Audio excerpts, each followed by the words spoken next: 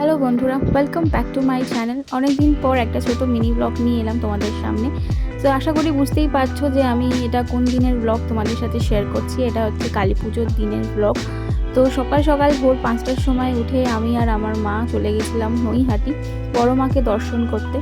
অনেক দিনের ইচ্ছা ছিল মনে যে একবার বড় মাকে দর্শন করব। মানে এমনি তো বড় মাকে অনেকবারই দর্শন করেছি, কিন্তু অ্যাকচুয়াল যে মূর্তিটা প্রথম থেকে পুজো হয় সেই মূর্তিটা দেখার আমার খুব ইচ্ছা ছিল।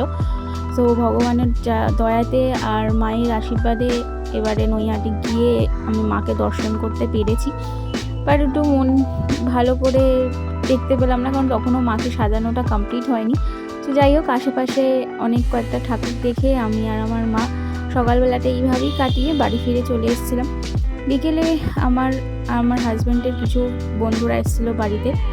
তারপর বন্ধুরা কিছু বাজি নিয়ে এসেছিলো, আমরাও কিছু বাজি নিয়ে এসেছিলাম। তো সবাই মিলে ঝুলে বাজি ফাটানো হলো সেই ছোটোবেলাকার মতো। আর এই ফানুসটা ওড়ানোর চেষ্টা চলছিল অনেকক্ষণ ধরে। তো ফানুসটা উঠেছিল, বাট বেশিক্ষণ স্টে করেনি, তাড়াতাড়ি নেমে গেছে। বাট উঠেছে, এটাই আমাদের আনন্দ। এই ছোট ছোট আনন্দগুলোই তো ভালো লাগে বলো।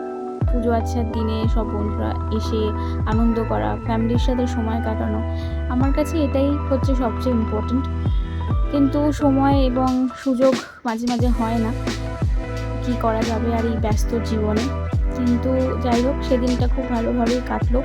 অনেক বাজি পুড়িয়েছি, রকেটটা ঠিকভাবে ওড়াতে পারছিলাম না, তো সেটাও উড়িয়েছি, বাট ভালো করে ফাটেনি ওটা।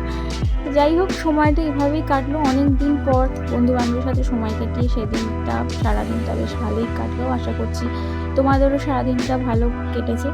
খুব সুন্দর করে ডেকোরেট করেছিলাম ঘরটাকে, বাট মিনিমাম একটা ছিমছামভাবে, বেশি কিছু করতে পারিনি। একটু ছোট গ্লিমস দিলাম তোমাদের। আশা করছি তোমরা সবাই ভালো আছো। পরে আবার দেখা হবে নেক্সট ভিডিওতে। টাটা।